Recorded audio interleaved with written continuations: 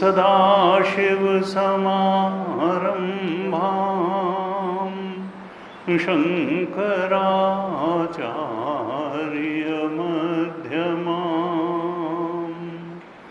अस्मदाचार्यपर्यन्तां वन्दे गुरुपरम्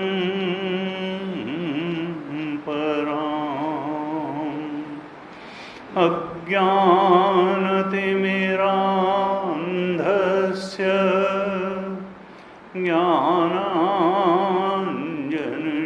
ज्ञानाञ्जनशलाकया चक्षुरुन्मीलितं येन तस्मै श्री गुरवे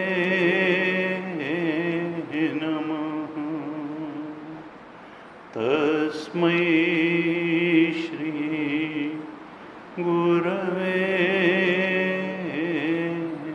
नमः। ध्यान श्लोकों को पाठ करेंगे। ओम पार्थाय प्रतिबोधितां भगवता नारायणेन स्वयं व्यासेन ग्रथितां पुराणमुनिना मध्ये महाभारतम्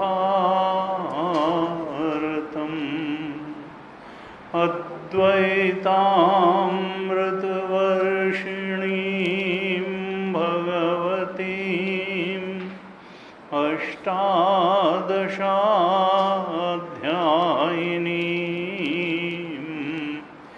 अम्ब त्वामनुसन्दधामि भगवद्गीते भवद्वेषिणीम् नमोऽस्तु ते व्यासविशालबुद्धे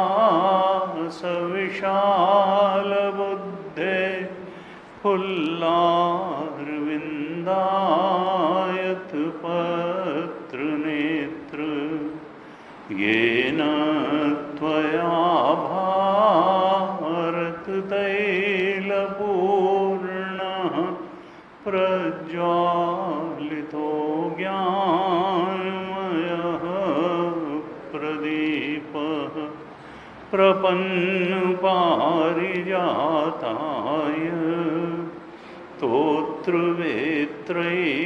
स्तोत्रवेत्रैकपाणये ज्ञानमुद्राय कृष्णाय गीतामृतदुहे नमः। सर्वोपनिषदो गावो दोग्धा गोपालनन्दनः पार्थो वत्सः सुधीर्भोक्ता दुग्धं गीतामृतं महत् वसुदेवसुतं देवं कंसचाणूरमर्दनं देवकी परमानन्दं कृष्णं वन्दे जगद्गुरुं कृष्णं वन्दे जगद्गुरुं।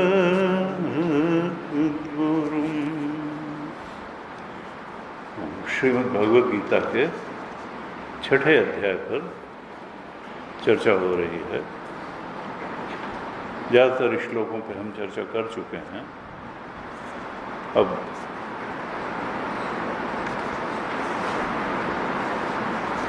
पहले कुछ श्लोकों का पाठ कर लेते हैं, फिर आगे चर्चा करते हैं। हमने 28-29 श्लोक तक चर्चा की थी, तो थोड़ा 25 श्लोक से पाठ करते हैं। श्लोक संख्या 25 से चैप्टर 6 श्लोक नंबर 25 फिर चर्चा करते हैं। आप दोहराइएगा। शनैः शनैरुपरमेत्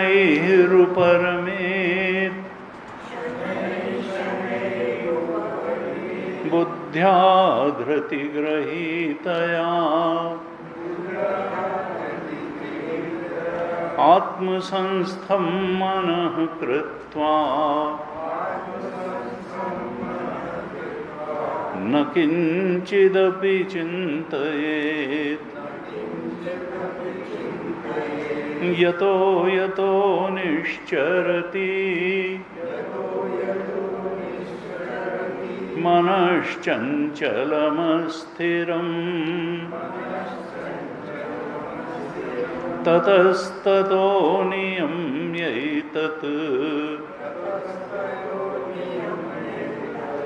आत्मन्येव वशं नयेत् प्रशान्तमनसं ह्येनं योगिनं सुखमुत्तमम् उपैति शान्तरजसं ब्रह्मभूतमकल्मषम् युञ्जन्नेवं सदात्मानं योगी विगतकल्मषः सुखेन ब्रह्म संस्पर्शम् अत्यन्तं सुखमश्नुते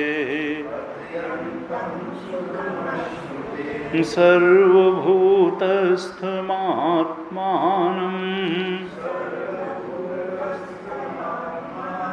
सर्वभूतानि चात्मनि ईक्षते योगयुक्तात्मा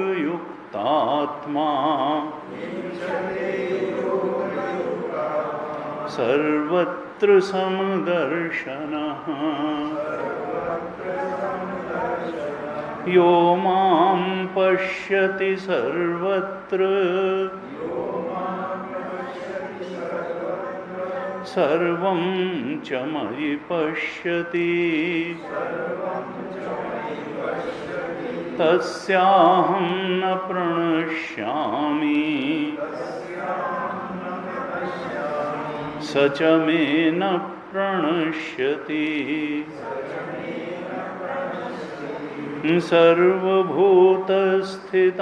यो मां भजत्येकत्वमास्थितः सर्वथा वर्तमानोऽपि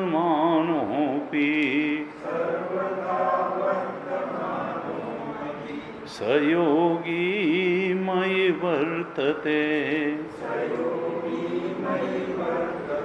आत्मौपम्येन सर्वत्र समं पश्यति योऽर्जुन। सुखं वा यदि वा दुःखं स योगी परमो मतः। अर्जुन उवाच योऽयं योगस्त्वया प्रोक्तः साम्येन मधुसूदन। एतस्याहं न पश्यामि चञ्चलत्वात् स्थितिं स्थिराम्। चञ्चलं हि मनः कृष्ण प्रमाथि बलवदृढम्। तस्याहं निग्रहं मन्ये वायोरिव सुदुष्करम्। श्रीभगवानुवाच असंशयं महाबाहो मनो दुर्निग्रहं चलम्। अभ्यासेन तु कौन्तेय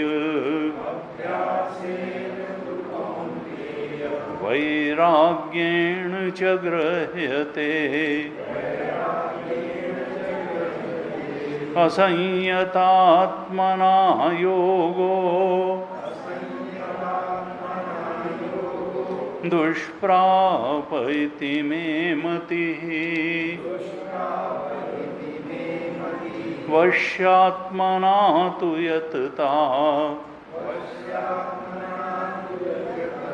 शक्यो वाप्तुमुपायतः।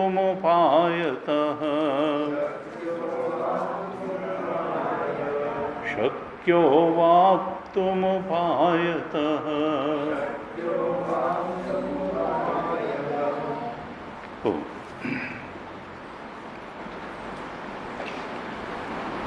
भगवान ध्यान के बारे में इस 6ठे अध्याय में बता रहे हैं। और ध्यान या आध्यात्मिक साधना का जो मूल बिंदु है वो तो फिर मन और इंद्रिय संयम से ही हो करके जाता है।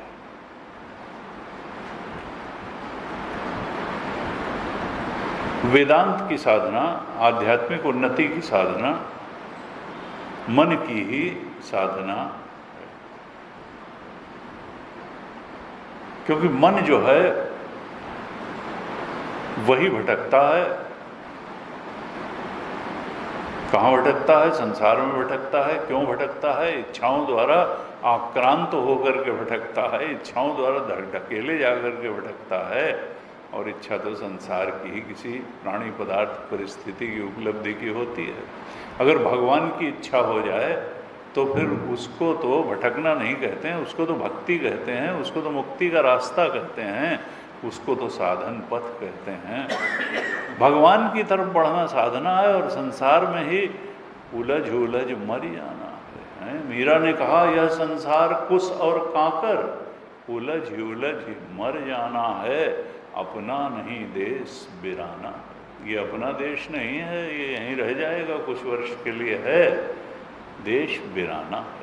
अपना देश जो है वो तो आत्म देश है, परमात्म देश है। शुद्ध चेतन के बोध का जो देश है वो अपना देश है। तो गीता जी चाहती हैं कि हम उधर बढ़ें और उधर तो संयमित मन ही बढ़ सकता है, संयमित इंद्रियों से ही उधर बढ़ा जा सकता है, संयमित मन से ही बढ़ा जा सकता है। और हमको लक्ष्य के संबंध में कोई शंका नहीं होनी चाहिए। जिसको लक्ष्य ही नहीं स्पष्ट है, जिसको लक्ष्य प्राप्ति का मार्ग ही नहीं स्पष्ट है, जिसमें उस मार्ग पर चल करके उस लक्ष्य तक पहुंचने का साहस ही नहीं है, वो फिर पहुंचेगा क्या? वो भटकता ही रहेगा। If you always do what you always did, तो you will always get what you always got. अरे सुख दुख तो जीवन का ही है, अब ये तो जीवन में आए हैं तो सभी भोगते हैं, सभी चाहते हैं कि दुख के पार चले जाएं, जा नहीं पाते हैं। क्यों? क्योंकि दुख को सुख के रूप में पहचान लेते हैं। समझ की गलती है। वेदांत कहता है समझ को ठीक कर लो, सब ठीक हो जाएगा। जो चीज दुख रूप है उसको तुमने सुख रूप समझ रखा है। तुम अधिष्ठान तक पेनिट्रेटिंग आईसाइट तुम्हारी है नहीं, तुम्हारी बुद्धि इतनी पैनी है नहीं कि चीज़ों को सत्य रूप में देख लो। दुखद को दुखद देख लो, सुखद को सुखद देख लो, तो अभी और यहीं मुक्त हो जाओ। संसार दुखद है, असत है, और आत्मा सत्य भी है और सुखद भी है। आत्मा को सत्य और सुखद के रूप में पहचानने के लिए ही गीता है। आत्मा को सत्य और सुखद के रूप में पहचानने के लिए ही उपनिषद हैं, और उसी को पहचानने की बात बड़े बड़े संतों ने कही। कैसे पहचानेंगे? संयत इंद्रियों और मन से ही पहचाना जा सकता है। सात्विक और सधी हुई इंद्रियों और मन से ही आत्मबोध की तरफ बढ़ना हो सकता है। रजोगुणी और तमोगुणी इंद्रियों और मन से तो फिर संसार की तरफ ही बढ़ना होगा, आत्म तत्व परमात्म तत्व की तरफ बढ़ना नहीं होगा। 25 और 26 श्लोक में भगवान ने कहा था कि देखो उपरति प्राप्त करो। 25वें श्लोक में क्या कहा था? ये ध्यान की प्रक्रिया बताई थी 25वें और 26वें श्लोक में कि शनै शनै उपरमेत बुद्धिया धृति गहितया। धृति ग्रहिता, धैर्य युक्त बुद्धि द्वारा। जल्दीबाजी मत करो, ऊबो मत, उकताओ मत। धैर्य युक्त बुद्धि द्वारा अपने अंतःकरण को शुद्ध करो। कैसे शुद्ध होगा? सत्संग से शुद्ध होगा, आत्मचिंतन से शुद्ध होगा, गुरुमुख से श्रवण द्वारा सिद्ध होगा, सदशास्त्रों के स्वाध्याय से शुद्ध होगा। गुरुमुख से और शास्त्रों से जो ज्ञान मिला है उस पर मनन करने से शुद्ध होगा, और फिर उसी मनन और श्रवण किए हुए ज्ञान पर का ध्यान करने से, मेडिटेट करने से ये बोध की तरफ बढ़ना हो जाएगा और बोध हो जाएगा। कहा शनै शनै, धीरे धीरे उपरति प्राप्त करो। ये मत सोचो कि 2 दिन कर लिया। कोई कसरत शुरू करता है और रोज अपनी बाइसेप्स को अगले ही दिन से नापना शुरू करे कि भाई बढ़ी कि नहीं बढ़ी।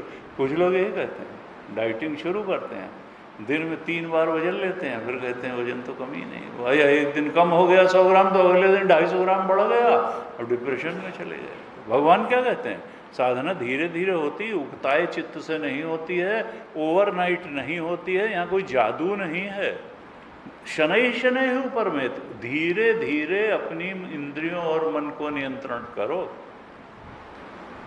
लगे रहो, लगे रहो, लगे रहो, सदशास्त्र और सत्संग में लगे रहो, तो फल तो अपने आप आता चला जाएगा। शनै शनै धीरे धीरे उपरति प्राप्त करो, और आत्मसंस्थम मनः कृत्वा न किंचित अपि चिंतित। जब ध्यान करने बैठो तो आत्मचिंतन ही करो। जो गुरुमुख से, गीता जी से जो आत्मा के स्वरूप का ज्ञान प्राप्त हुआ है उसी के बारे में चिंतन करो। वैसे ही आत्मा तुम हो, इस बात का निश्चय करने का प्रयास करो, क्योंकि बात केवल निर्णय की है। अभी गलत निर्णय लिए बैठे हैं और सही निर्णय पे अगर पहुंच जाएं तो यही तो साधना है वेदांत की, विचार की साधना है। अभी हम क्या गलत निर्णय लिए बैठे हैं कि मनुष्यों हम, ब्राह्मणों हम, शूद्रों हम, स्त्रियों हम, पुरुषों हम।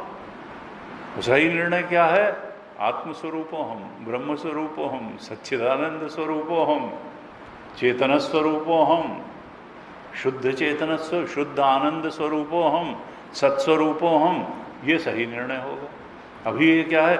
जन्मने मरने वाला मैं हूँ, सुखी दुखी होने वाला मैं हूँ। तो ये सब गलत निर्णय हैं। उपाधियों के धर्म को हमने अपना धर्म समझ लिया। ये तीनों शरीर उपाधियां हैं। उपाधि के धर्म, जन्म मरण अपना समझ लिया, सुख दुख अपना, मान अपमान अपना समझ लिया, इच्छाओं में बुद्धि कर ली।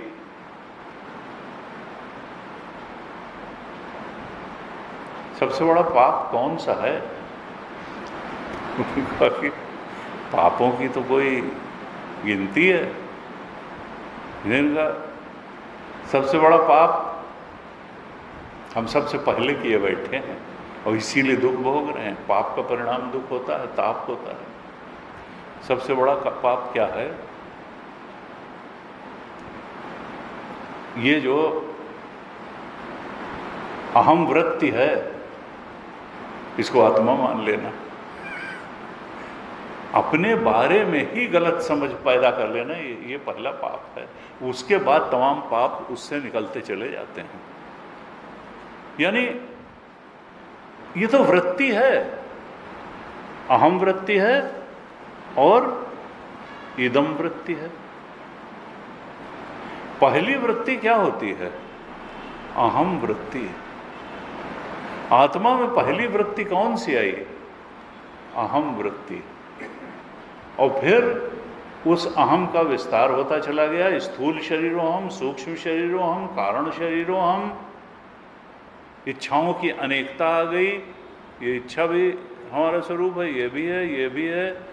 तो ये जो उपाधि से तादाद में चैतन्य कर लिया और उसमें सीमित मानने लगा, अहम बुद्धि कर बैठा, मैं बुद्धि कर बैठा। जो अहम था नहीं उसको अहम मान लिया और फिर जो मम था, अहम के बाद तो मम आएगा ही। अहम को विस्तार देने के लिए मम आया। मेरा घर, मेरी गाड़ी, मेरे बच्चे, मेरे पति, मेरे संतानें, मेरे ये और मेरा जने क्या गया, मेरा शहर, मेरा मोहल्ला है, मेरी भाषा, मेरा, फिर क्षेत्रवाद, जातिवाद, राष्ट्रवाद, जने क्या क्या आया। तो मयर मोर तोर तय माया, माया में उलझ गया ये चेतन। क्यों?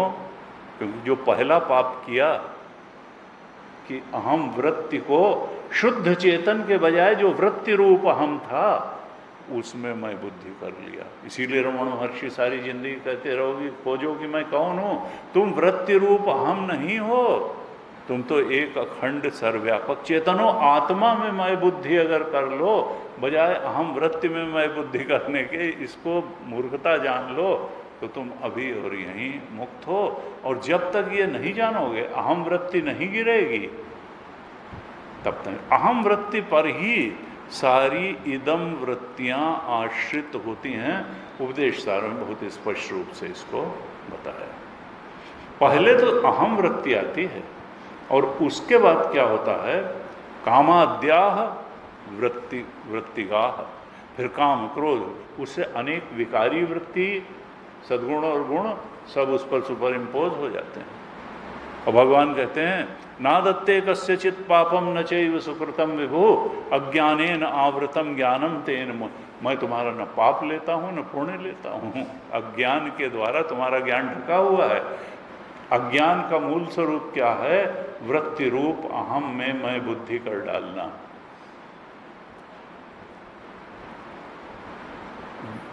शुद्ध चेतन आत्मा में कोई दूसरी चीज का वास्तव में होना संभव ही नहीं है। रस्सी में रस्सी बदल करके सांप नहीं बनती, न माला बनती है, न भूछिद्र बनती है। तो फिर अगर वहाँ परिणाम नहीं हुआ कोई, जब एक ही चीज़ है तो बदल करके तो परिणमन होकर सृष्टि बनेगी नहीं। तो फिर अगर सृष्टि दिख रही है, प्रभावित कर रही है, दुखी कर रही है, तो असत ही है, दिख ही रही है और प्रभावित कर रही है किसको? अहम वृत्ति को। ये जो अहम वृत्ति है यही कामनाओं से ग्रस्त हो जाता है, क्रोध से ग्रस्त होता है, लोभ से ग्रस्त होता है, मोह से ग्रस्त होता है, ईर्ष्या से ग्रस्त होता है, मद से, मत्सर से, घमंड से, यानी क्या क्या निगेटिव टेंडेंसीज से भी ग्रस्त होता है, पॉजिटिव टेंडेंसीज से भी ग्रस्त होता है। और जब ये गुण दोष दोनों के परे चला जाता है तब जाकर के स्वरूप में स्थिति होती है। तुलसीदास जी ने कहा, सुनहु तात माया कृत गुण अरु दोष अनेक, गुण यह उभय न देखिए, देखिए सो अविवेक। ये जो गुण और दोष हैं ये दोनों ही मायाकृत हैं। ऐसा नहीं कि गुण जो है वो कोई जो है आत्मा का पर्याय है, गुण नहीं। सुनो तात ये भी मायाकृत है। यह है कि ये विद्या माया है, ये अंतःकरण को शुद्ध करेंगे, पुण्य और जो गुण हैं, इसलिए दैवी संपद विमोक्षाय निबंधाय आसुरी मता। आसुरी संपद जो है बंधन में फंसाती चली जाएगी और दैवी संपद मुक्ति के रास्ते। इसलिए पुण्य और सद्गुण का महत्व है साधना के क्षेत्र में, लेकिन आत्म तत्व की दृष्टि से देखने पर जो स्थिति सद्गुण की है वही स्थिति दुर्गुण की है। जो बोध प्राप्त संत है उसके लिए तो दोनों बराबर हैं, क्योंकि दोनों मन की ही उपलब्धियां हैं, और जब मन ही मिथ्या है तो दुर्गुण और सद्गुण कैसे सत्य हो जाएंगे? वो सत्य नहीं है। हाँ, यह है कि अज्ञानी जीव को एक साधक वृत्ति है, एक बाधक वृत्ति है। तो जो दुर्गुण हैं वो बाधक वृत्ति हैं और जो सद्गुण हैं वो साधक वृत्तियां हैं। इसलिए वो साधना की दृष्टि से महत्वपूर्ण है। तो मूल अज्ञान क्या है? अहम वृत्ति में मैं बुद्धि कर लेना, और फिर जितनी इदम वृत्तियां हैं जो उस पर सारी की सारी आश्रित वृत्तियां हैं, उनके साथ भी मैं या मेरे का संबंध कर लेना। ये इदम वृत्तियां, इनको तो शुद्ध करते चले जाएं, और अंत में क्या होगा? ये जो अहम वृत्ति है ये गिर जाएगी। ये पहली वृत्ति है बनने वाली, और अंतिम वृत्ति होगी गिरने वाली। रमण महर्षि ने कहा, अहम नाश भाजी अहम अहम तया। ये अहम जब नाश को प्राप्त होती है, ये अहम वृत्ति, यानी हम जान लेते हैं कि हम शुद्ध चेतन एक अखंड सर्वव्यापक, ये कहाँ जो है वृत्ति रूप अहम में हमने मैं बुद्धि करके रखी हुई है। तब ये जो अहम वृत्ति का नाश होता है, तब जो चेतन आत्मा है, जो शुद्धमय है, अहम अहम करके उसका स्फुरण होता है हृदय में, कैसे? परम पूर्ण सत के रूप में। वही परम पूर्ण सत है। यानी ये जो बाधक वृत्तियां हैं, अहम वृत्तियां और इदम वृत्तियां, और अहम वृत्ति में जो हमने मैं बुद्धि कर रखी है और इदम वृत्तियों में मेरा बुद्धि कर रखी है, ये देखा जाए तो अंदर ही सारा खेल चल रहा है, और अंदर ही इस खेल का समापन ही होना है। बाहर कोई बहुत महत्वपूर्ण नहीं है। वासनाएं अंदर हैं, अंदर ही इनको डील करना है। इच्छाएं अंदर हैं, अंदर ही इनसे डील करना है। वृत्तियां अंदर हैं, क्योंकि अज्ञान जहाँ होता है वहीं अज्ञानजन्य वस्तु होती है। इसीलिए बार बार अज्ञान के कारण ही तो हमने अहम वृत्ति में मैं बुद्धि करी है और इदम वृत्तियों में मेरा बुद्धि करी है। तो अज्ञान तो अंदर है, आत्मा का अज्ञान अंदर है, तो अज्ञान जन्य जो इदम वृत्तियां और अहम वृत्तियां हैं ये भी तो अंदर है। जहाँ अज्ञान होता है वहीं अज्ञान जन्य वस्तु होती है, और जहाँ वो है उसी से तो डील किया जाएगा।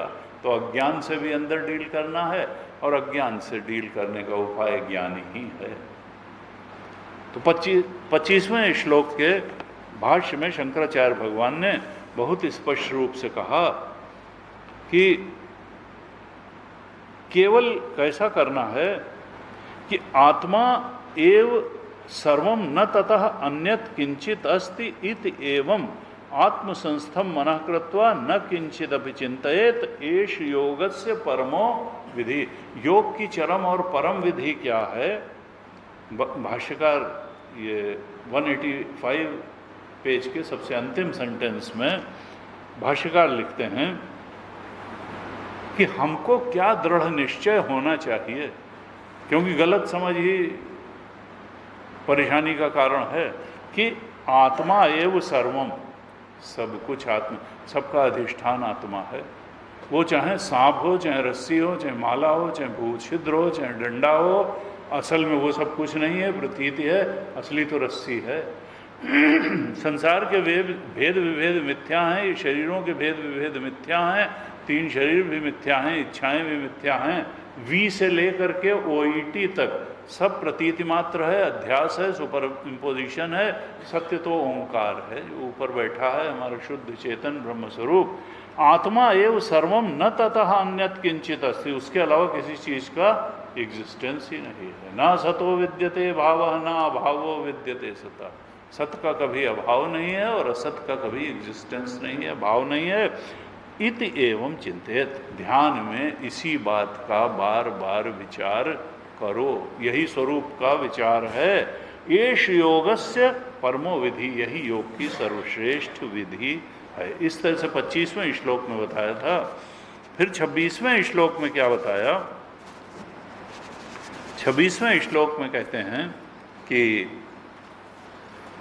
यथो ये मन चंचल है, जब आप ध्यान के लिए बैठेंगे तो ये भागेगा, संसार के चिंतन के लिए भागेगा, कभी दफ्तर का चिंतन करेगा, कभी बचपन का चिंतन करेगा, कभी पड़ोसी का चिंतन करेगा, कोई बैंक का चिंतन करेगा, बहुत ये तो। लेकिन ये जहाँ जहाँ जिस निमित्त से बाहर जाए ये चंचल और स्थिर मन, वहाँ से धीरे से इसको पकड़ करके आत्मचिंतन में ही लगा दो। यही ध्यान है वेदांत का, निधिध्यासन है। यहाँ वृत्ति का उपयोग किया जाएगा, यहाँ साक्ष्य नहीं हुआ जाएगा।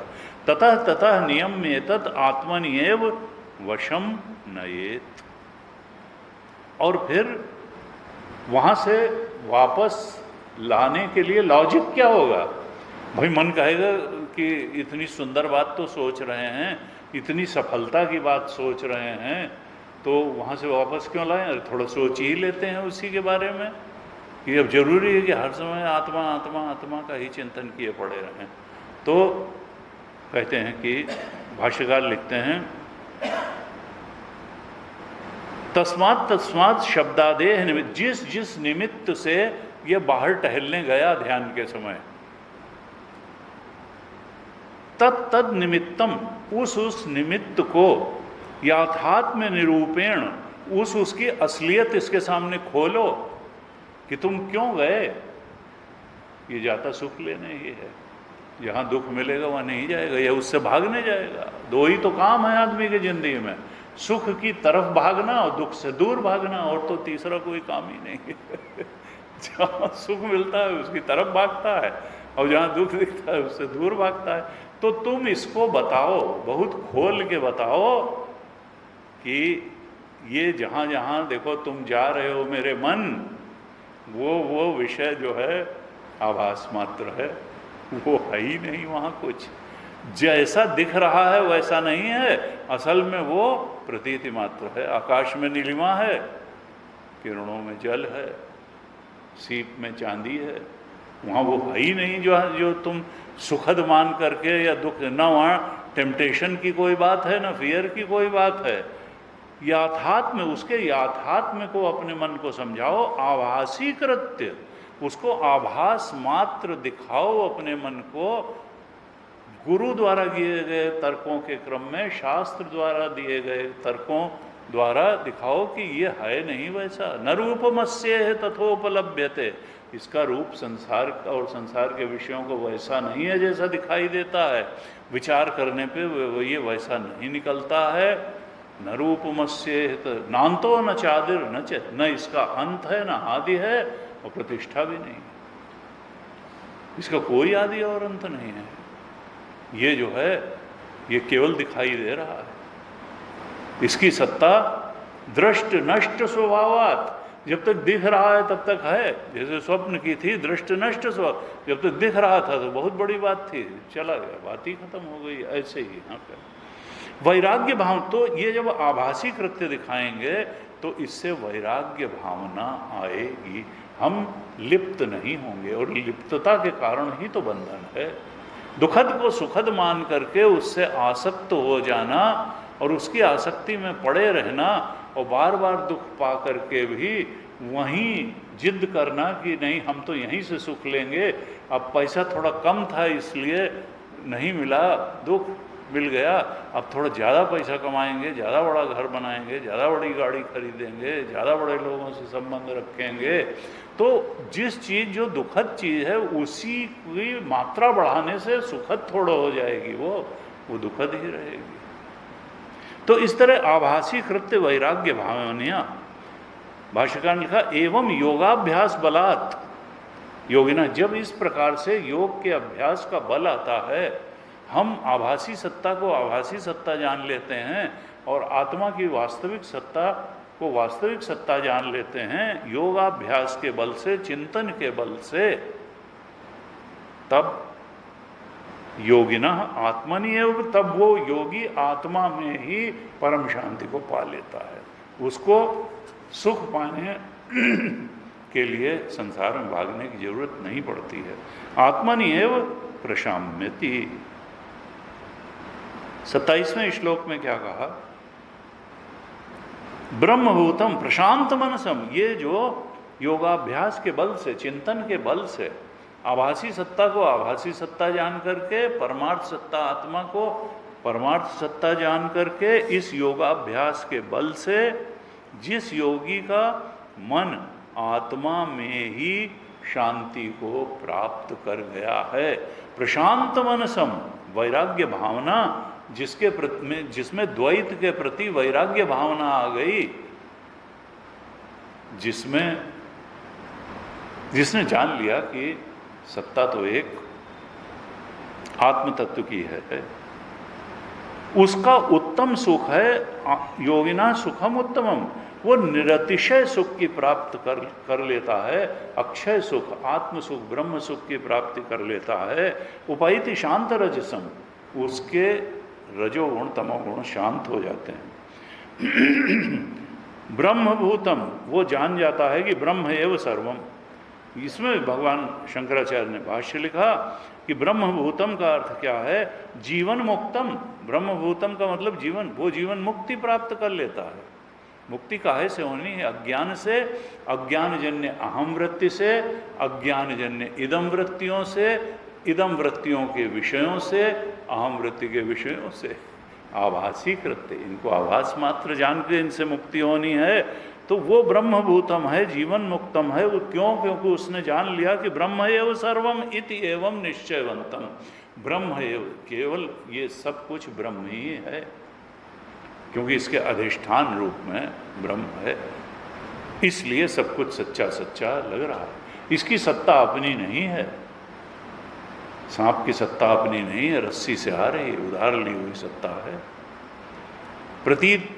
प्रतिमान जल, किरणों के जल की सत्ता अपनी, वो जो मरीचिका के जल की सत्ता अपनी नहीं है, वो तो किरणों से, टोटल इंटरनल रिफ्लेक्शन से आ रही है। आकाश से नीलिमा बन रही, वो है वह नहीं कहीं। सीप से चांदी को सत्ता मिल रही है, वहाँ चांदी वांदी, अगर सीप ना हो तो चांदी भी नहीं, आत्मा ना हो तो जगत भी नहीं होगा, जगत के भेद विभेद नहीं होंगे। इद एवं निश्चयवंतम ब्रह्म एव सर्वम। ये सब माइक है, लेकिन राम जी अधिष्ठान बन करके बैठे हैं। राम जी की सत्यता से सब कुछ सच्चा सच्चा लगता है। जासु सत्यता ते जड़ माया भास सत्य इव मोह सहाय। अज्ञानी को मोह, उल्टी बुद्धि के कारण सब सच्चा लगता है। कहा ब्रह्मभूतम अकल्मषम। अकल्मषम है, कल्मश उसके चले गए, यानी अधर्म की ओर उसका कभी ध्यान जाता ही नहीं है। आत्मा में ही इतनी तृप्ति पा गया, इतना सुख पा गया, सर्वोच्च सुख पा गया, निरतिशय सुख पा गया, ब्रह्म की ही एक सत्ता है ये बोध पा गया, तो अब वो कहाँ अधर्म करे, क्यों अधर्म करे, किस इच्छा से भाग दौड़ करे, अकल्मषम, कल्मष तो उसको छू ही नहीं गया। अधर्मादिवर्जितम, स्वाभाविक रूप से अधर्म उसके जीवन से विदा हो जाता है। फिर 28वें श्लोक में कहा था कि युंजन एवं सदात्मानम योगी विगत कल्मष सुखेन ब्रह्म संस्पर्शम अत्यंतम सुखम अश्नुते। ऐसा जो योगी है, कैसा योगी, जो सदा ही अपने मन को आत्मा में ही स्थिर करने में लगा हुआ है। सदा आत्मानम युंजन, जिस प्रकार से बताया गया, यानी अनात्म को, द्वैत को आभासी सत्ता जान करके अपने मन को ये शिक्षण देगे कि द्वैत आभासी सत्ता है, अनात्म की आभासी सत्ता है। वी से लेकर के ओईटी तक न वी की कोई वास्तविक सत्ता है, न बीएमआई की, न पीएफटी की, न ओईटी की वास्तविक सत्ता ओंकार की है। तो इस प्रकार मन को आत्मा में स्थिर करने का योग करने वाला जो योगी है वो कैसा है? विगत कल्मषा, पाप रहित है, क्योंकि पाप ही बाधा है, रजोगुण तमोगुण ही बाधा है। अनात्म में सत्य बुद्धि रखना, अहम वृत्ति को में मैं बुद्धि रखना और इदम वृत्तियों में सत्य, यही तो बाधा है। तो बाधाएं दूर हो गई, पाप दूर हो गया। सबसे बड़ा पाप हमने क्या बताया था, क्या है? पहला पाप क्या है? सबसे बड़ा पाप क्या है? कि हमने अहम वृत्ति में मैं बुद्धि कर ली, वृत्ति में मैं बुद्धि कर ली। तो वृत्ति तो flow of mind, thought, mind is nothing but flow of thought. मन हमारा स्वरूप थोड़ा है, आत्मा स्वरूप है, थॉट हमारा स्वरूप नहीं है। भगवान शंकराचार्य ने तो मांडूक्य उपनिषद के भाष्य में कह दिया, ये बुद्धि जो है जिसको तुम बहुत बड़ी चीज मान के बैठे हो, अज्ञान की पहली संतान बुद्धि है। थॉट से संसार जाना जाता है, आत्मा नहीं जानी जाती। थॉट का साक्षी होकर के आत्मा को जाना जाता है। जो distant and indifferent observer of your own thoughts है, वो साक्षी होकर के रह जाओ और फिर गुरुमुख से जान लो कि साक्षी कोई तुम्हारी वृत्तियों का ही साक्षी नहीं, ये ब्रह्म है, ये एकमात्र सत्य है, ये परमार्थ सत्य है, ये सर्वाधिष्ठान है और सब कुछ का प्रकाशक है। तो कहा कि युंजन एवं सदात्मानम योगी विगत कल्मष, वो विगत कल्मष है, सारी बाधाएं पाप उसके चले गए हैं। सुखेन ब्रह्म संस्पर्शम, अब उसको अनायास ही सुखेन साधना करते करते ब्रह्म स्वरूप का बोध हो गया। अपरिच्छिन्न ब्रह्म तत्व, चेतन तत्व का अनुभव हो गया। अब उसका सुख विषय संस्पर्श से नहीं आ रहा है, आत्म संस्पर्श से आ रहा है, ब्रह्म संस्पर्श से आ रहा है। ब्रह्म संस्पर्शम, ब्रह्म संस्पर्श हो जाने के कारण अत्यंतम सुखम अश्नुते, बहुत सुख की, अक्षय उत्कृष्ट और निरतिशय सुख की प्राप्ति उसको हो जाती है। ऐसे 28वें श्लोक में बताया। 29वें में बताया था, ईक्षते योग युक्तात्मा सर्वत्र समदर्शन, जो ब्रह्मबोध से संपन्न है, सर्वभूतस्थमात्मान, वो जानता है कि सब भूतों में मेरी ही आत्मा है। आत्मा में टुकड़े नहीं होते, चेतन में टुकड़े नहीं होते हैं। शरीरों में भेद है, इच्छाओं में भेद है, मन बुद्धि में भेद है, संसार के तमाम प्राणी पदार्थ परिस्थितियों में भेद है। आत्मा तो एक अखंड सर्वव्यापक है। अयम आत्मा ब्रह्म, ये आत्मा तो ब्रह्म है, अयम आत्मा ब्रह्म। चार जो महावाक्य हैं जो बोध कराने के लिए कहे गए, वही इसी परिप्रेक्ष्य में तो कहे गए कि प्रज्ञानम ब्रह्म, प्रज्ञानम ब्रह्म, ये स्थिति का बताने वाला है, सत्य का। चेतन ही ब्रह्म है, शुद्ध चेतन, निर्लिप्त चेतन, यही ब्रह्म है। प्रज्ञान ज्ञान स्वरूप है, नॉलेज ऑफ समथिंग नहीं, knowledge itself, Pragyan, consciousness itself, consciousness of something नहीं। वो समथिंग तो संसार का पार्ट है, फिर वो इदम वृत्ति हो जाएगी या अहम वृत्ति हो जाएगी। वृत्ति सत्य नहीं है, वृत्ति का अधिष्ठान और प्रकाशक आत्मा सत्य है। तो कहा प्रज्ञानम ब्रह्म, ये जो प्रज्ञान है शुद्ध चेतन है वही ब्रह्म है। और फिर कहा तत्वम असि, वही तुम्हारा भी सत्य है और वही ईश्वर का भी सत्य है, वो दोनों एक हैं।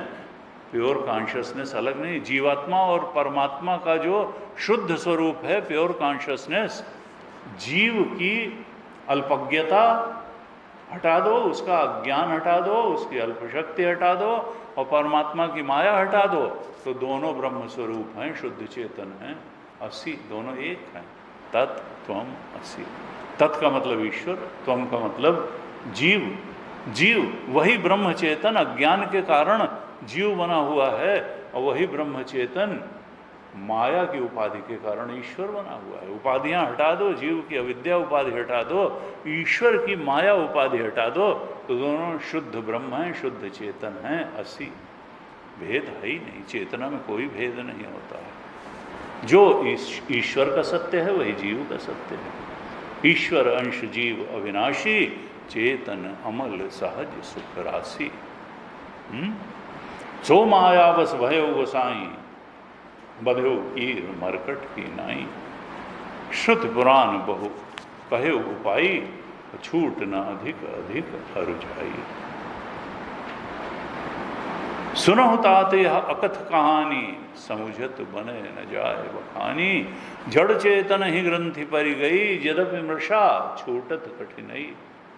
बताइए, अहम और इदम की ग्रंथि जो पड़ गई, चेतन और जड़ की ग्रंथि पड़ गई, अहम वृत्ति बन गई, इदम वृत्ति बन गई, और बस शुद्ध चेतन अहम जो था वो तो भूल गया। तो ये जो है जो हो ही नहीं सकता है। जड़ और चेतन की ग्रंथि कैसे पड़ जाएगी? एक का अस्तित्व है, एक का अस्तित्व ही नहीं है।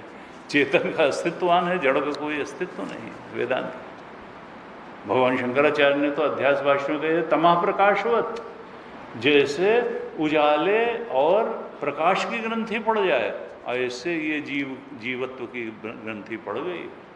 जड़ चेतन जो हो ही नहीं सकता है। अघटित घटना पटीयसी माया, ये माया महारानी ऐसी हैं कि जो घटना घट ही नहीं सकती उसको घटा के दिखा देती है। जड़ चेतन की ग्रंथि नहीं पढ़ सकती, इन्होंने पढ़वा दी, और हम उस ग्रंथि के बने बने दुख पा रहे हैं। मुंडकोपनिषद में कहा भिद्यते हृदय ग्रंथि छिद्यन्ते सर्व संशया, क्षीयन्ते चास्य कर्माणि तस्मिन् दृष्टे परावरे। ऐसा नहीं है कि इस ग्रंथि का भेदन नहीं हो सकता है, चिंतन द्वारा इसका भेदन हो सकता है। भिद्यते और छिद्यन्ते सर्व संशया, आत्मस्वरूप के बारे में जितने संशय हैं वो सब नष्ट हो सकते हैं। क्षीयन्ते चास्य, और ज्ञानाग्नि सारे कर्मों का नाश कर देती है, संचित का भी, आगामी का भी, और प्रारब्ध भोग करके तो वो भी नष्ट हो जाएगा। क्षीयन्ते चास्य कर्म तस्मिन् दृष्टे परावरे। जो बोध प्राप्त संत है, आत्मबोध प्राप्त संत है, वो संसार के स्वरूप को भी जानता है, वो सगुण ब्रह्म के स्वरूप को भी जानता है, वो निर्गुण ब्रह्म के भी स्वरूप को जानता है। उसके सामने कोई रहस्य नहीं है सृष्टि का। इच्छाओं का भी स्वरूप जानता है, मन बुद्धि का भी जानता है, शरीर का भी जानता है, संसार का भी जानता है। क्या सत्य है ये भी जानता है, क्या मिथ्या है ये भी जानता है। क्यों मिथ्या के आकर्षण में व्यक्ति दुख पा रहा है, वो भी एक समय पाता था, लेकिन अब वो दुख उससे परे चला गया। उससे कहा सब भूतों में मेरी ही आत्मा है, क्योंकि आत्मा अनेक होती ही नहीं है। तो सब भूतों में मेरी आत्मा है और मेरी आत्मा में ही सारे भूत हैं, क्योंकि अधिष्ठान तो आत्मा ही है। अहम ब्रह्मास्मि है, प्रज्ञानम ब्रह्म तत्वमसि, और अहम आत्मा ब्रह्म। फिर कहा ये आत्मा ही ब्रह्म है। और उसके बाद लास्ट रियलाइजेशन का महावाक्य क्या है? अहम ब्रह्मास्मि, मैं वही ब्रह्म तत्व हूँ। तो प्रज्ञानम ब्रह्म का बोध हो, फिर तत्वमसि का बोध हो, फिर अयम आत्मा ब्रह्म। अरे ये तो मेरी ही आत्मा ब्रह्म निकली, फिर कहा मैं ही निकला, या मेरी आत्मा क्या मैं तो आत्मा ही को तो मैं कहते हैं। हम ब्रह्मास्मि, मैं ही ब्रह्म, हम ब्रह्मास्मि, बोध वाक्य है रियलाइजेशन का। तो ईक्षते योग युक्तात्मा सर्वत्र समदर्शना, ऐसा जो अपनी आत्मा में सारे भूतों को देखने वाला, यानी भूतों का मतलब देश काल द्रव्य, देश को भी, सारा देश का अधिष्ठान वो है, सारे काल का अधिष्ठान है, सारे द्रव्य सब जो ऑब्जेक्ट्स हैं उनका भी, ऑब्जेक्ट इमोशन थॉट सबका अधिष्ठान तो ओंकार ही है। वासनाओं का अधिष्ठान भी ओंकार है, अज्ञान का, ज्ञान का, सबका अधिष्ठान तो वही है, जब वही होगा। बीएमआई का भी अधिष्ठान, पीएफटी का भी अधिष्ठान वही है, ओईटी का भी अधिष्ठान वही है। अधिष्ठान और प्रकाशक सब भूतों में मेरी आत्मा है और मेरी आत्मा में सारे भूत हैं, ये जिसका बोध दृढ़ हो जाता है वो योग युक्त आत्मा है, यानी ब्रह्म बोध से संपन्न योगी है। और वो फिर क्या है? सर्वत्र समदर्शना, वो बाहर की सारी विषमताओं के होते हुए भी एक निर्विशेष ब्रह्म की सत्ता को ही देखता है। एक निर्विशेष ब्रह्म की सत्ता ही उसके दृष्टि में है और बाकी सब आभास मात्र है, प्रतीति मात्र है। ये समझिए, ये जो श्लोक हैं अब 31 श्लोक तक, ये क्लाइमेक्स ऑफ वेदांत है, वेदांत ज्ञान की पराकाष्ठा है, सर्वोच्च ज्ञान के निरूपण के ये श्लोक हैं। बोध प्राप्त ज्ञानी की दृष्टि बता रहे हैं, ये पाने के बाद उसकी स्थिति कैसी हुई। जैसे कि दूसरे अध्याय में स्थित प्रज्ञ के लक्षण बताए थे, उसी तरह से ये बता रहे हैं। तो 29 श्लोक में ये कहा, और फिर 30 श्लोक में कहते हैं, यो माम पश्यति सर्वत्र सर्वम च मयि पश्यति तस्याहम न प्रणश्यामि सच में न प्रणश्यति। यो माम पश्यति सर्वत्र, जो सर्वत्र यानी सारे भूतों में, सारे भूतों का मतलब सारे देश काल और द्रव्य में, सारे देशों में, सारे काल में, सारे ऑब्जेक्ट्स में किसको देखता है? माम, मुझ आत्मरूप परमात्मा को। अब यहां कलगी वाला पीतांबरधारी कृष्ण से अर्थ नहीं आएगा। गुरुदेव भाष्य में, गीता कमेंट्री में बार बार कहते हैं कि गीता में जहां माम आया है वहां वो रास रचाने वाला वृंदावन गोकुल का छोरा नहीं है, वहाँ वो रणछोड़ नहीं है, वहाँ वो द्वारिकाधीश नहीं है, वहाँ शुद्ध चेतन आत्मा के से अर्थ लिया जाना चाहिए। आत्म माम का मतलब है आत्म तत्व, शुद्ध चेतन, शुद्ध आत्म तत्व, जिसकी एकमात्र सत्ता है और जिसको पा करके सारे दुखों से मुक्ति है, जिसको पा लेना ही मोक्ष है, और जिसको पाने के लिए बिना पाए दुख का अंत नहीं है, परम सुख की प्राप्ति नहीं है। प्राणी मात्र का अभीष्ट उसके बोध में स्थित हो जाना है, जो उसका स्वरूप ही है। यो माम पश्यति सर्वत्र, जो सर्वत्र मुझ परमात्मा की सत्ता को ही देखता है, यानी सब भूतों में मेरी ही सत्ता देखता है, शुद्ध चेतन की ही सत्ता देखता है। सर्वम च मयि पश्यति, और सारे ही भूतों को मुझ परमेश्वर में देखता है।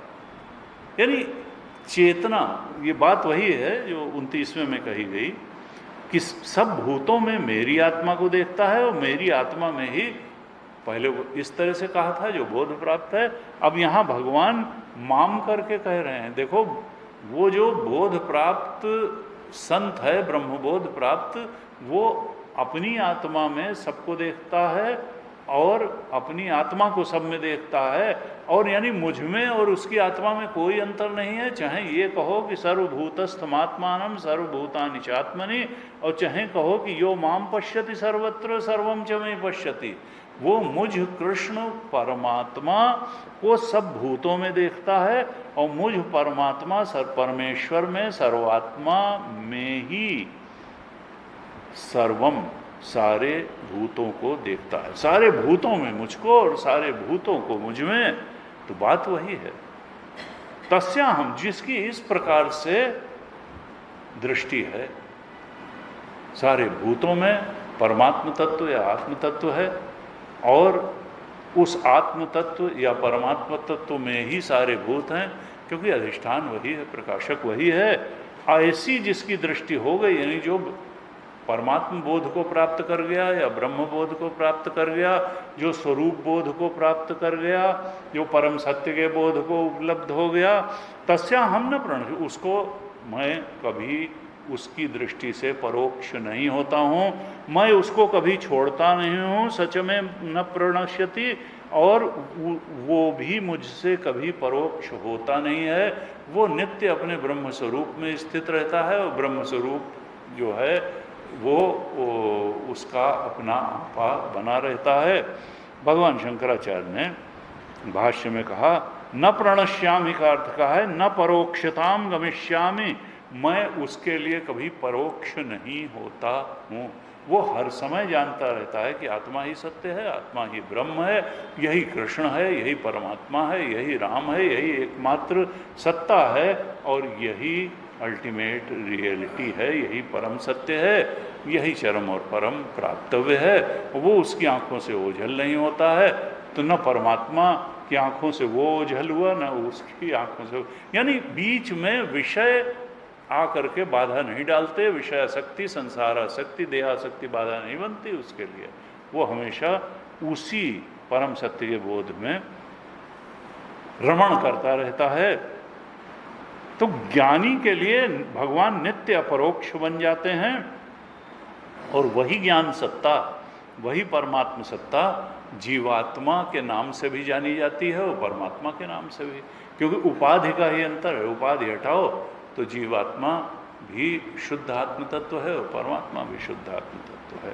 कहा ऐसा जिसका ज्ञान हो गया है वो सतरूप ईश्वर के अलावा और कुछ नहीं देखता है, और यही है संशय रहित ज्ञान, संशय विपर्य रहित ज्ञान, जो श्रवण मनन निधिध्यासन से प्राप्त हो जाता है। यानी क्या कहा कि निरंतर अद्वैत आत्मा में, निरंतर अद्वैत चेतन आत्मा का अपरोक्ष अनुभव प्राप्त हो जाता है। बोध प्राप्त संत को, आत्मबोध प्राप्त, ब्रह्मबोध प्राप्त संत को। 29 और 30 श्लोक का नटशल में यही अर्थ है कि वो निरंतर, वो ज्ञानी निरंतर अद्वैत चेतन के अपरोक्ष अनुभव में ही रमण करता रहता है। अब सिद्धि हो गई, अब स्लिप नहीं है। ये नहीं कि जो आवेश में आकर के मंच से बैठ के कथा, ज्ञानी तो स्लिप कर जाता है ये, और भक्त की भगवान रक्षा कर लेते हैं, इस तरह की लफाजियाँ गीता नहीं हाँकती है। फिर तुम्हारी हैसियत क्या है जो तुम चैलेंज कर रहे हो गीता को? भगवान कहते हैं तस्या हम न प्रणश्याम, ऐसा जिसका बोध है उसको न मैं छोड़ता हूँ न वो मुझे छोड़ता है। और इसीलिए भगवान ने 7वें अध्याय में अभी कहें, 7वें अध्याय में कहेंगे कि 4 प्रकार के भक्त हैं मेरे, हैं 4 प्रकार के जो भक्त हैं। आर्तो जिज्ञासु अर्थार्थी ज्ञानी च भरतर्षभ। 7वें अध्याय के 16वें श्लोक में कहा, चतुर्विधा भजन्ते माम जना सुकृतिनोर्जुन। 4 प्रकार के भक्त मुझे भजते हैं। 7:16 में कहा, और क्यों भजते हैं? क्योंकि वो दैवी संपद से सुकृतिना है, दुष्कृतिना नहीं। कुछ लोग कहते हैं ना, तो अब आप तो बात तो बहुत अच्छी अच्छी बता रहे हैं कि हमारा लड़का मानता ही नहीं, तुम्हारा लड़का फिर डाइन आउट और नाइट आउट और जने क्या क्या मानता होगा, हैं? अब वो क्यों मानता है इसके लिए तो तुम ही जानो भाई।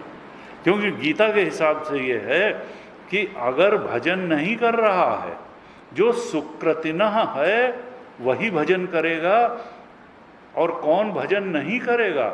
न माम दुष्कृतिनो मूढ़ा प्रपद्यन्ते नराधमा। 3 गाली एक श्लोक में भगवान ने दी जो भगवान का भजन नहीं करते हैं।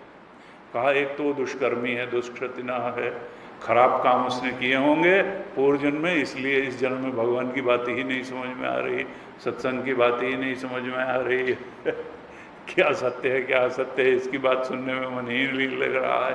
दुष्कृति ना, और कहा मूढ़, मूढ़ का मतलब बुद्धि नाम की चीज़ नहीं है, मतलब आत्मा की तरफ बढ़ने, क्योंकि यहाँ संसार को बहुत पा लेने वाली बुद्धि को गीता सराहना नहीं है, पवित्र बुद्धि को बुद्धि माना गया है, चालाकी वाली बुद्धि को बुद्धि। नवाम दुष्कृतिनो मूढ़, जो दुष्कृति न है, मूढ़ा हैं, न प्रपद्यन्ते, वो मेरी शरण नहीं पकड़ते हैं। और वो कैसे हैं आदमियों में? अधम नर अधमा, वो अधम नर हैं, सबसे लोएस्ट ग्रेड के हैं। माया अपहृत, और देखिए माया ने उनके ज्ञान को हर लिया है। आसुरम भाव, आसुरी भाव वाले हैं, आश्रित हैं, दैवी भाव के आश्रित नहीं है। इतने सब विशेषण भगवान ने दे दिए। जो शास्त्र और भगवान की शरण में रहने से बचते हैं, अपने को बहुत इंटेलिजेंट समझते हुए भगवान की दृष्टि में वो इतने विशेषणों से उनको कहा जा सकता है। और जो भगवान का भजन करते हैं, भक्त हैं, कहा 4 तरह के लोग मुझे बचते हैं। क्यों? क्योंकि वो सुकृतिना है, सत्कर्म किए हैं उन्होंने, पुण्य कर्म किए हैं। पुण्य अर्जन का प्रभाव है कि चित्त शुद्ध हुआ है, बुद्धि पवित्र हुई है, मन निर्मल हुआ है, भगवदोन्मुखी हुआ है, आत्मोन्मुखी हुआ है, भजनोन्मुखी हुआ है। वो 4 लोग क्या हैं? आर्थो जिज्ञासु, अर्थार्थी ज्ञानी। कोई तो दुख से परेशान होकर बचता है, कोई कुछ कामना से बचता है कि लड़की की शादी हो जाए, मकान बन जाए, प्रमोशन हो जाए, नौकरी लग जाए, जो भी। और एक जिज्ञासा से कि कौन है जो दुख दूर कर देता है, कौन है जो सत्ता जो हमारा कामना पूर्ति कर देती है, उसके प्रति जिज्ञासा, हमें कुछ जाने तो कि उसका स्वरूप क्या रहता कहाँ है, कैसा है, जिज्ञासु। और ज्ञानी, ज्ञानी माने जो जिसका वर्णन यहाँ चल रहा है 6ठे अध्याय में, जो ब्रह्मबोध संपन्न संत है, ज्ञानी। ये 4 प्रकार के लोग मुझे बचते हैं। ज्ञानी को भक्त कहा है, ये नहीं कि जो अधकचरे भक्त हैं उन्होंने कहते नहीं ज्ञानी तो भक्ति ही नहीं होता। अरे भाई, ज्ञानी भक्ति है नहीं कछु भेदा, उभय हरहि भव संभव खेदा। ज्ञान और भक्ति में कोई अंतर नहीं है। भगवान शंकराचार्य ने कहा स्वस्वरूपानुसंधानम भक्ति, अपने स्वरूप का अनुसंधान भक्ति है। तो मुक्ति साधन सामग्र्याम भक्तिरेव, मुक्ति के साधनों में सबसे बड़ा साधन भक्ति ही है। क्योंकि अगर कोई संसार प्रेम में ही पड़ा हुआ है, सत्य से उसको प्रेम नहीं है, क्योंकि भगवान ही तो सत्य हैं, तो फिर वो भगवान के बारे में चिंतन क्या करेगा, सत्संग क्या करेगा, खोज क्या करेगा। तो कहा तेषाम ज्ञानी नित्य, इन 4 में भी भगवान ने ज्ञानी की तारीफ की। 4 भक्तों में सबसे बड़ा भक्त भगवान ने ज्ञानी को ही बताया। तेषाम ज्ञानी, क्यों? क्योंकि ज्ञानी हमेशा जुड़ा रहता है। यही नित्ययुक्ता, जिसको अभी 6:30 में बताया था, तस्या हम न प्रणश्यामी, सचन में न प्रणश्यति, न तो वो मुझे छोड़ता है न मैं मुझे छोड़, यानी वो नित्य युक्त रहता है, हमेशा जुड़ा रहता है। तेषाम ज्ञानी नित्य युक्त एक भक्तिर विशिष्यते, वो तो मेरी भक्ति छोड़, जब उसने आभासी सत्ता जान लिया बाकी द्वैत को, तो अब वो किससे प्रेम करे, क्यों प्रेम करे, किस प्रेरणा से प्रेम करे, किस इच्छा की पूर्ति के लिए प्रेम करे। एक भक्तिर विशिष्यते, उसकी तो एकाग्र भक्ति है, एक भक्ति है। प्रियो ही ज्ञानिनोत्यर्थम, मुझे ज्ञानी बहुत ज़्यादा प्रिय है। अहम सच मम प्रिय है, और ज्ञानी को मैं अत्यंत प्रिय हूँ, और ज्ञानी मुझे अत्यंत प्रिय है। देखिए ये सब भगवान कह रहे हैं। और कहा उदाराह सर्व, ये तीनों जो है, ये 4 जो है बहुत श्रेष्ठ हैं। उदाराह सर्व ये वैते, लेकिन ज्ञानी तो आत्मा ही में, तो ज्ञानी जो है मेरा आत्मा ही है, स्वरूप ही है, वो उसमें और मुझ में कोई भेद नहीं है।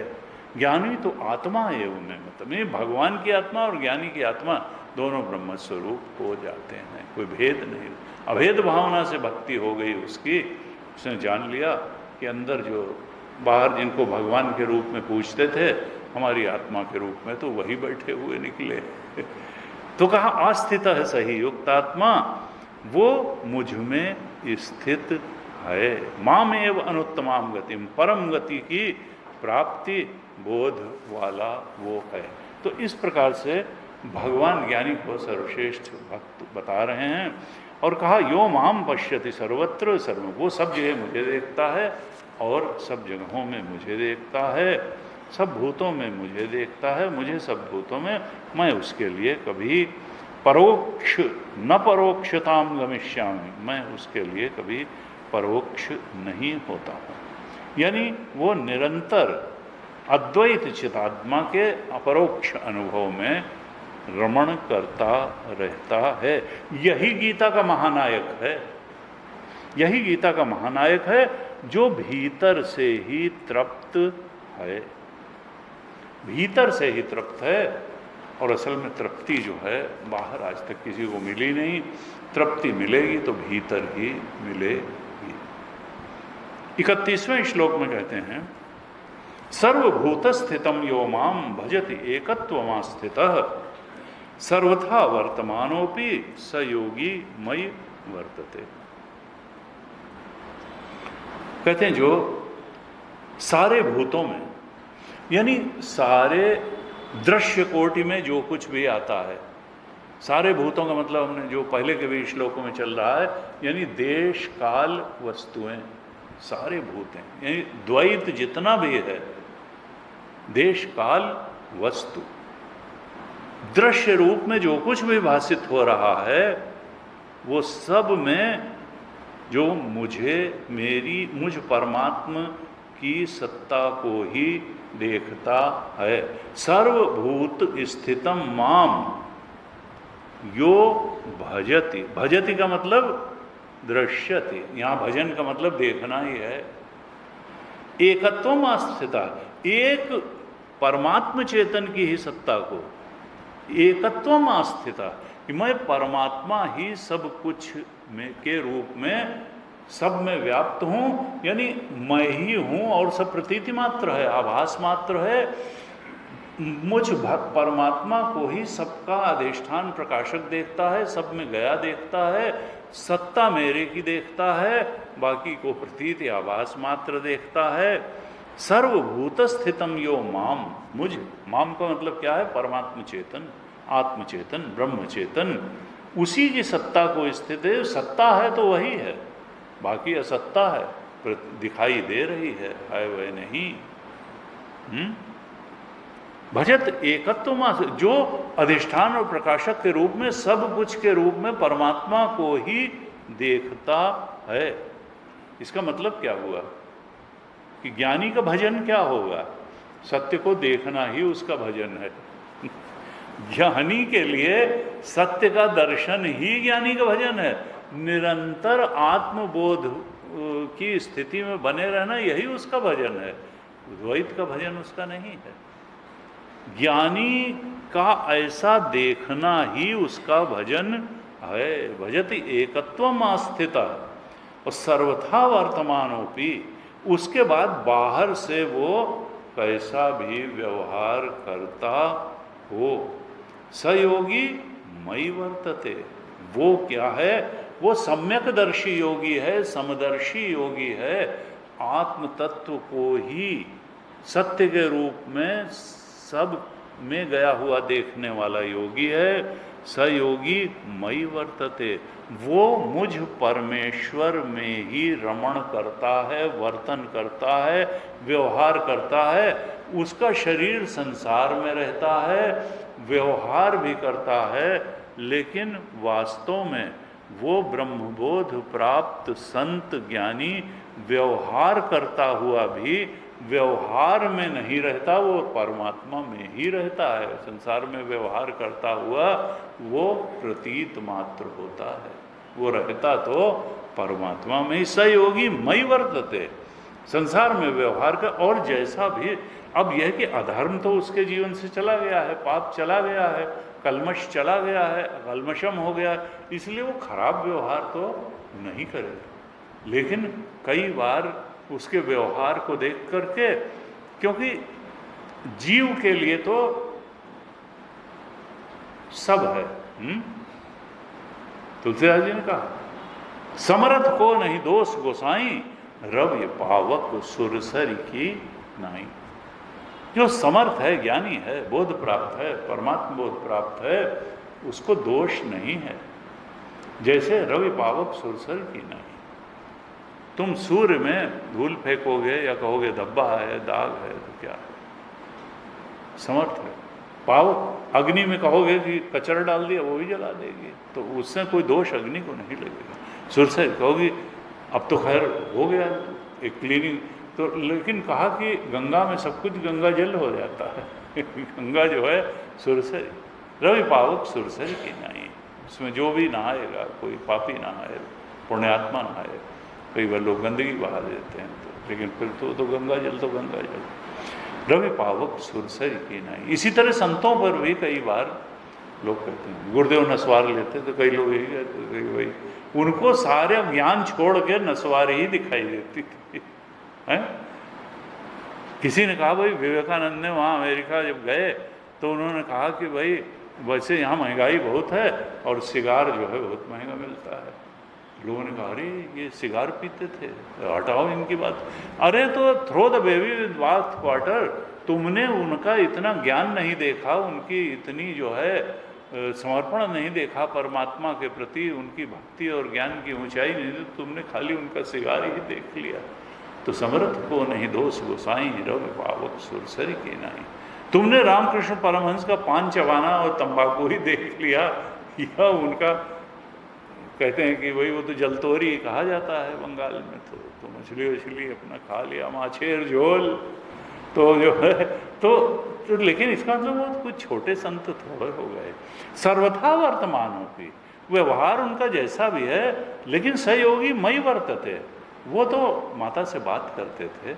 इसका मतलब वो छोटे संत नहीं हो गए अगर उन्होंने माछेर झोल खा लिया या उन्होंने तंबाकू का पान खा लिया या उन्होंने सिगार पी लिया या गुरुदेव ने नस्वार ले ली।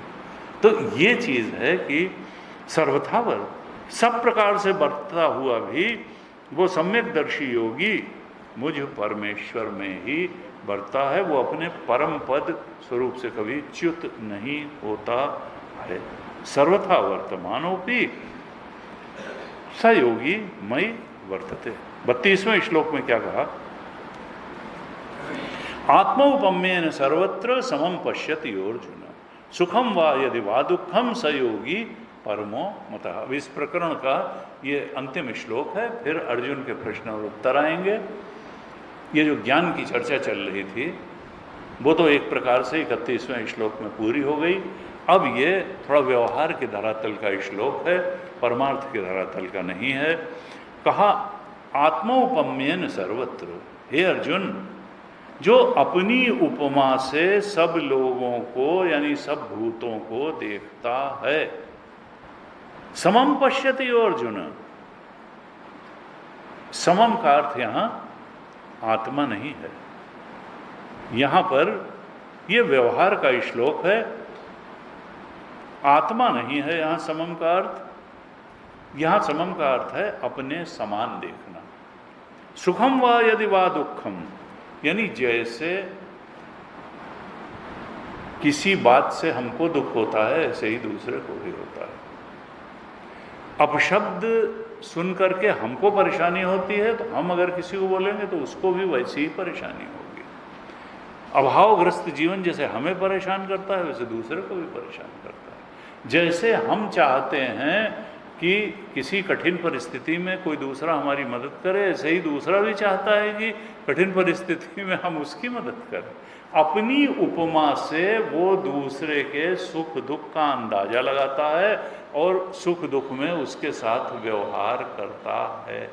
सुख दुख समझने और सुख दुख में कर्तव्य क्या उसका बनेगा, उसके लिए वो अपनी उपमा से काम लेता है।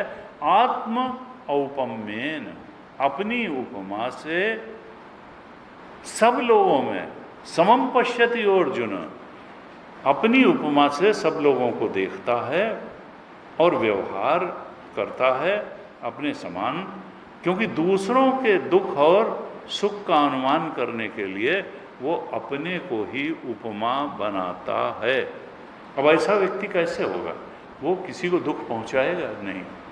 यानी ये श्लोक अहिंसक होने का उपदेश करता है, ये मददगार होने का उपदेश करता है अहिंसक की। हम किसी को पीड़ा तो पहुंचाएं ही ना, न शरीर के स्तर पर, न मन के स्तर पर, न बुद्धि के स्तर। शरीर से किसी को चोट नहीं पहुंचाना है, मन से किसी भावनाओं को ठेस नहीं पहुंचानी है, बुद्धि के स्तर पर किसी को अपमानित नहीं करना है, क्योंकि हमको भी ये पसंद नहीं है। तो वो अहिंसक है। और प्लस जैसे हमको लगता है कि हमारी कोई जहाँ हमारी सामर्थ्य नहीं रहती कि कोई हेल्पिंग हैंड आ जाए, तो ऐसे ही हमको भी अगर हमारी सामर्थ्य है तो हेल्पिंग एटीट्यूड के साथ, अहिंसक एटीट्यूड के साथ जीना और हेल्पिंग एटीट्यूड के साथ जीना असल में व्यावहारिक धरातल पर ये साधक के लिए श्लोक है कि तुम ऐसा अगर चित्त करोगे तो तुम्हारा चित्त ऐसे व्यवहार, ऐसी दृष्टि बना करके दूसरों के प्रति निर्मल होता चला जाएगा। एक उक्ति आती है शास्त्र में, वेदव्यास जी ने कहा, आत्मनः प्रतिकूलानि परेशान न समाचरेत। धर्म क्या है उसका एक व्यावहारिक स्वरूप बताया। आत्मनः प्रतिकूलानि, अपने जो प्रतिकूल होता हो, जो हमको अच्छा न लगता हो, परेशान न समाज, वैसा दूसरों के साथ व्यवहार नहीं करना चाहिए। जो व्यवहार आपको पसंद न हो वैसा व्यवहार दूसरों के साथ भी न करे। ये बहुत बड़ा धर्म है। आत्मनः प्रतिकूलानि परेशान न समाचरेत।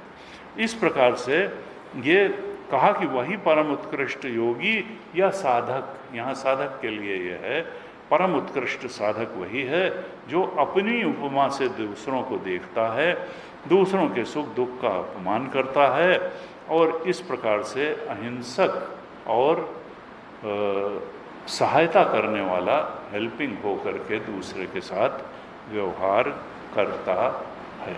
इस प्रकार से ये 32वें श्लोक में आकर के ये प्रकरण समाप्त होता है।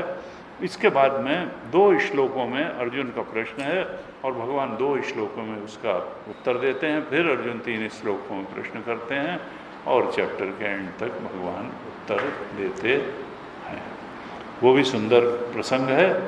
जन्म के बाद यानी मृत्यु के बाद की स्थिति क्या होती है, साधक अगर बीच में ही उसकी साधना छूट जाए और काल देवता आ जाएं तो फिर क्या अश्र होता है, कैसे कैसे उसकी गति होती है, इसका वर्णन है। हम अगली कक्षा में इस पर चर्चा करेंगे। अब तो कल ही कक्षा होगी तो कल इस पर चर्चा करेंगे। हाँ जी। ओम पूर्णमदः पूर्णमिदं पूर्णात् पूर्णमुदच्यते पूर्णस्य पूर्णमादाय पूर्णमेवावशिष्यते। ओम शांति शांति शांति। हरि ओम। श्री गुरुभ्यो नमः। हरि ओम।